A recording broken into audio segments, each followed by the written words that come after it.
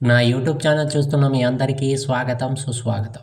భూత ప్రేత పిశాచాల బాధలతో బాధపడుతున్న వారు, మంత్రతంత్ర బాధలు, ఇతి బాధలతో, రుణ బాధలతో ఉన్నవారు ఈ ఆంజనేయ స్వామి యొక్క మంత్రాన్ని ఉదయాన్నే నిద్రలేచిన తర్వాత ఈ ఆంజనేయ స్వామి యొక్క మంత్రాన్ని 108 సార్లు వింటే భూత ప్రేత పిశాచ బాధలు, ఇతి బాధలు, గ్రహదోషాలన్నీ తొలగిపోతాయి. అత్యంత శక్తివంతమైన ఈ ఆంజనేయ మంత్రం భూత ప్రేత పిశాచాలను నివారిస్తుంది. కనుక ఈ మంత్రాన్ని 108 సార్లు విని ఆంజనేయ స్వామి అనుగ్రహానికి పాత్రలు. ఓం నమో భగవతే ఆంజనేయాయ మహాబలాయ భూత ప్రేత పిశాచ బాధా నివారణాయ శ్రీరామదూతాయ నమః. ఓం నమో భగవతే ఆంజనేయాయ మహాబలాయ భూత ప్రేత పిశాచ బాధా నివారణాయ శ్రీరామదూతాయ నమః. ఓం నమో భగవతే ఆంజనేయాయ మహాబలాయ భూత ప్రేత పిశాచ బాధా నివారణాయ శ్రీరామదూతాయ నమః. ఓం నమో భగవతే ఆంజనేయాయ మహాబలాయ భూత ప్రేత పిశాచ బాధా నివారణాయ శ్రీరామదూతాయ నమః.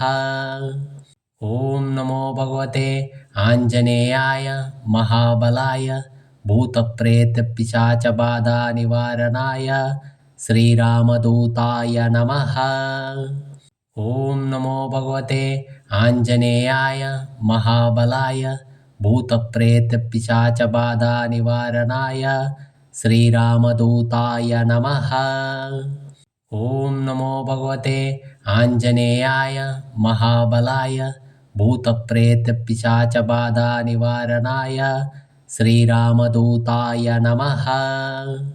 ఓం నమో భగవతే ఆంజనేయాయ మహాబలాయ భూత ప్రేత పిశాచ బాధా నివారణాయ శ్రీరామదూతాయ నమః. ఓం నమో భగవతే ఆంజనేయాయ మహాబలాయ భూత ప్రేత పిశాచ బాధా నివారణాయ శ్రీరామదూతాయ నమః. ఓం నమో భగవతే ఆంజనేయాయ మహాబలాయ భూత ప్రేత పిశాచ బాధా నివారణాయ శ్రీరామదూతాయ నమః. ఓం నమో భగవతే ఆంజనేయాయ మహాబలాయ భూత ప్రేత పిశాచ బాధా నివారణాయ శ్రీరామదూతాయ నమః. ఓం నమో భగవతే ఆంజనేయాయ మహాబలాయ భూత ప్రేత పిశాచ బాధా నివారణాయ శ్రీరామదూతాయ నమః. ఓం నమో భగవతే ఆంజనేయాయ మహాబలాయ భూత ప్రేత పిశాచ బాధా నివారణాయ శ్రీరామదూతాయ నమః.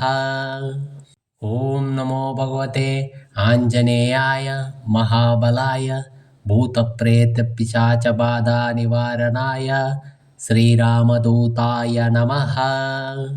ఓం నమో భగవతే ఆంజనేయాయ మహాబలాయ భూత ప్రేత పిశాచ బాధా నివారణాయ శ్రీరామదూతాయ నమః.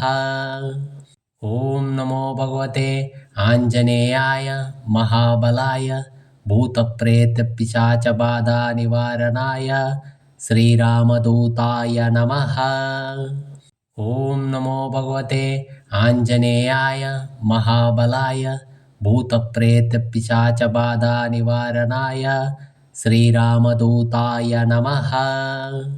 ఓం నమో భగవతే ఆంజనేయాయ మహాబలాయ భూత ప్రేత పిశాచ బాధా నివారణాయ శ్రీరామదూతాయ నమః.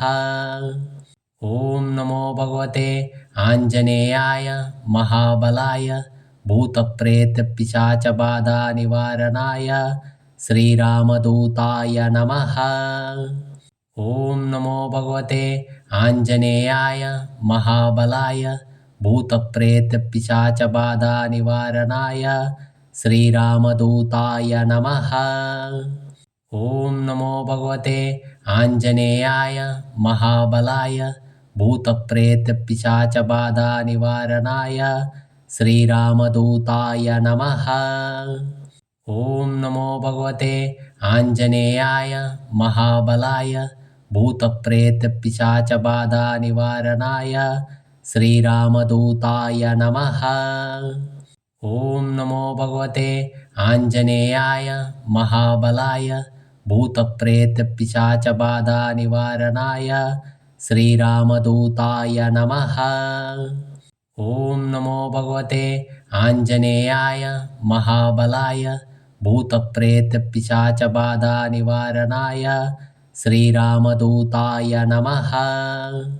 ॐ नमो भगवते आञ्जनेयाय महाबलाय भूतप्रेतपिशाचबाधानिवारणाय श्रीरामदूताय नमः। ॐ नमो भगवते आञ्जनेयाय महाबलाय भूतप्रेतपिशाचबाधानिवारणाय श्रीरामदूताय नमः।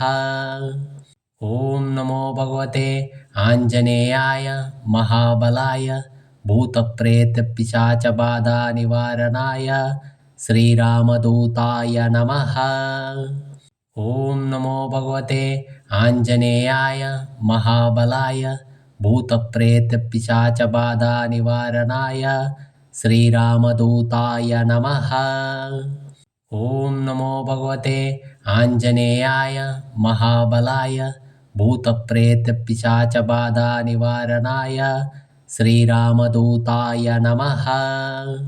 ॐ नमो भगवते आञ्जनेयाय महाबलाय भूतप्रेतपिशाचबाधानिवारणाय श्रीरामदूताय नमः। ॐ नमो भगवते आञ्जनेयाय महाबलाय भूतप्रेतपिशाचबाधानिवारणाय श्रीरामदूताय नमः। ॐ नमो भगवते आञ्जनेयाय महाबलाय भूतप्रेतपिशाचबाधानिवारणाय श्रीरामदूताय नमः। ॐ नमो भगवते आञ्जनेयाय महाबलाय भूतप्रेतपिशाचबाधानिवारणाय श्रीरामदूताय नमः। ॐ नमो भगवते आञ्जनेयाय महाबलाय भूतप्रेतपिशाचबाधानिवारणाय श्रीरामदूताय नमः। ॐ नमो भगवते आञ्जनेयाय महाबलाय भूतप्रेतपिशाचबाधानिवारणाय श्रीरामदूताय नमः।